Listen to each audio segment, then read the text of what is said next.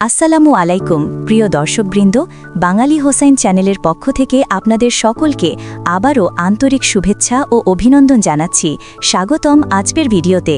আজ আমরা নিয়ে এসেছি এক বিস্ময়কর শহরের গল্প, যে শহরে ঠান্ডা এতটাই ভয়ঙ্কর যে নিঃশ্বাস ফেললেই বাতাসে বরফ জমে যায়। হ্যাঁ, আজকের আলোচনার বিষয় বরফের নরক, পৃথিবীর সবচেয়ে শীতল শহর ইয়াকুৎস্ক সম্পর্কে। তাই ভিডিওটি শেষ পর্যন্ত দেখে আমাদের চ্যানেলটিকে সাবস্ক্রাইব, লাইক, কমেন্টস ও শেয়ার করার জন্য আপনাদের নিকট বিশেষ অনুরোধ জানাচ্ছি। যারা ইতিমধ্যে চ্যানেলটিকে সাবস্ক্রাইব, লাইক এবং শেয়ার করেছেন তাদের কাছে আমি কৃতজ্ঞ, আর যারা এখনও করেননি তাদের নিকট বিশেষভাবে অনুরোধ রইল চ্যানেলটিকে সাবস্ক্রাইব, লাইক, শেয়ার এবং কমেন্টস করে আমাদের পাশে থাকবেন। চলুন বিষয়টি শুরু করা যাক। ইয়াকুৎস্ক রাশিয়ার সাইবেরিয়া অঞ্চলে অবস্থিত এক অনন্য শহর। এই শহরের তাপমাত্রা শীতকালে নেমে যায় প্রায় 50 থেকে 70 ডিগ্রি সেলসিয়াসে। ভাবা যায়, যেখানে ফ্রিজের ভেতরের বরফও লজ্জা পায় এই ঠান্ডার সামনে। ইয়াকুৎস্ক শহরটি লেনা নদীর তীরে সাইবেরিয়ার কেন্দ্রস্থলে অবস্থিত। শীতকাল এখানে প্রায় 9 মাস স্থায়ী হয়। ডিসেম্বর থেকে মার্চ পর্যন্ত সূর্যের আলো দেখা পাওয়া যেন এক অলৌকিক ঘটনা। রাস্তায় জমে থাকা বরফ কখনো কখনো 1 মিটার পুরু হয়। এখানকার মানুষ কিভাবে বেঁচে থাকে চলুন দেখি। এখানকার বাসিন্দারা সাধারণত পশুর চামড়ার মোটা কাপড় পরে বাইরে বের হয়। বাড়িগুলো মাটির ওপর নয়, বরং স্তম্ভের ওপর তৈরি, যাতে বরফ গলে ঘরের নিচে পানি জমে না। গাড়িগুলো সারা দিন চলতে থাকে, কারণ বন্ধ করলে আবার স্টার্ট দেওয়া প্রায় অসম্ভব। ইয়াকুৎস্ক শহরে রয়েছে প্রায় 3 লক্ষ মানুষ, এবং তারা তাদের জীবনযাত্রাকে এমনভাবে গড়ে তুলেছে যাতে এই ভয়ঙ্কর ঠান্ডাও তাদের থামাতে না পারে। স্কুলে বাচ্চারা 45 ডিগ্রি তাপমাত্রাতেও যায়। বাজারে মাংস ও মাছ বিক্রি হয় সরাসরি বরফ অবস্থায়। সবকিছু এমনভাবে জমে থাকে যে মনে হয় পুরো পৃথিবী ঘুমিয়ে আছে। তবুও ইয়াকুৎস্ক শহরটি শুধু ঠান্ডার জন্যই বিখ্যাত নয়, এখানে রয়েছে হীরক ও প্রাকৃতিক সম্পদের ভাণ্ডার। রাশিয়ার সবচেয়ে বড় হীরার খনিগুলোর একটি এখানেই অবস্থিত।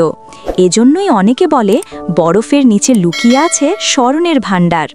ইয়াকুৎস্ক শহরটি কেবল এক শীতল জায়গা নয়, এটি মানব জীবনের এক অসাধারণ উদাহরণ, যেখানে মানুষ প্রকৃতির চরম প্রতিকূলতার মধ্যেও টিকে আছে এবং প্রতিদিন নতুন ভোরের অপেক্ষা করে।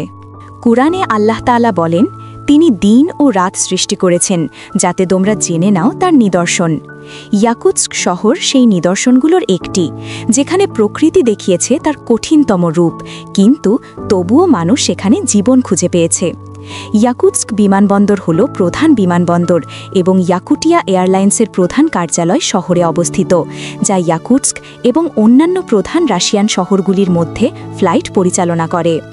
অর্থনৈতিক ক্ষেত্র হিসেবে পর্যটন কেন্দ্র হিসেবে এটি ছোট কিন্তু ক্রমবর্ধমান ভূমিকা পালন করে, যার জন্য ধন্যবাদ শহরের অনন্য সাংস্কৃতিক ঐতিহ্য এবং প্রাকৃতিক আকর্ষণ, যেমন লেনা পিলার্স নেচার পার্ক, একটি ইউনেস্কো বিশ্ব ঐতিহ্যবাহী স্থান, এবং পার্মাফ্রস্ট কিংডম, যা একটি পর্যটন কমপ্লেক্স যা এই অঞ্চলের পার্মাফ্রস্টের অনন্য বৈশিষ্ট্যগুলি প্রদর্শনের জন্য নিবেদিত।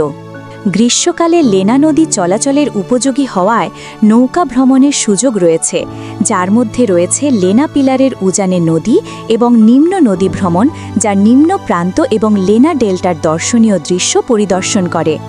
ইয়াকুৎস্কে অর্থোডক্স খ্রিস্ট ধর্ম সবচেয়ে বেশি প্রচারিত ধর্ম, যেখানে শামানবাদ এবং রডনোভেরির অনুসারীদের উল্লেখযোগ্য জনসংখ্যা রয়েছে। শহরের বাসিন্দাদের একটি উল্লেখযোগ্য অংশ ধর্মবিশ্বাসী নয়। শহরের 2টি প্রধান জাতিগত গোষ্ঠী, তুর্কিভাষী ইয়াকুত এবং স্লাভিকভাষী রাশিয়ানরা, মূলত খ্রিস্টান। আইরে ধর্মের বিশ্বের বৃহত্তম মন্দিরটিও ইয়াকুৎস্কে অবস্থিত। ইয়াকুৎস্কে একটি মসজিদও রয়েছে। তাহলে বন্ধুরা, আপনি যদি কখনো ইয়াকুৎস্ক ভ্রমণে যান, নিজেকে পৃথিবীর প্রান্তে দাঁড়ানো একজন অভিযাত্রী হিসেবে অনুভব করবেন, কারণ এটাই সেই জায়গা যেখানে প্রতিটি নিঃশ্বাস মনে করিয়ে দেয় মানুষের শক্তি আল্লাহর এক মহাসৃষ্টি। বন্ধুরা, আজকের ভিডিওটি ছিল এ পর্যন্তই। আবারও কথা হবে নতুন কিছু নিয়ে নতুনভাবে। সবাই ভালো থাকবেন, সুস্থ থাকবেন এবং চ্যানেলটিকে সাবস্ক্রাইব, লাইক, কমেন্টস ও শেয়ার করে আমাদের পাশে থাকবেন। ধন্যবাদ সবাইকে এতক্ষণ আমাদের সঙ্গে থাকার জন্য। আসসালামু আলাইকুম।